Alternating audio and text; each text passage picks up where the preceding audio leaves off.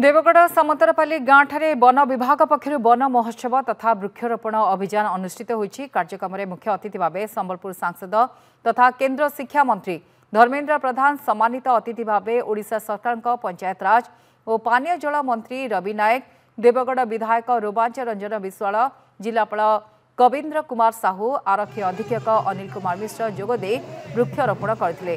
वृक्षरोपण कार्यक्रम में विभिन्न सामाजिक संगठन, छात्र छात्री, स्वेच्छासेवी जनसाधारण सामिल हुई परिवेश सुरक्षा पर शपथ नहीं।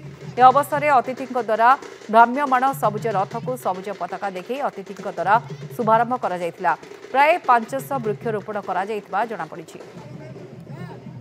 भितर विश्व परिवेश प्रति आहरी जागृति करने प्रधानमंत्री नरेंद्र मोदी एक पेड़ माँ के नाम गोटे गछ माँ को ना लगेबार गोटे जन आंदोलन करछंती। ये देवगढ़ जिले में देवगढ़ डिविजन रे 9 लाख गछ लगेबार योजना है।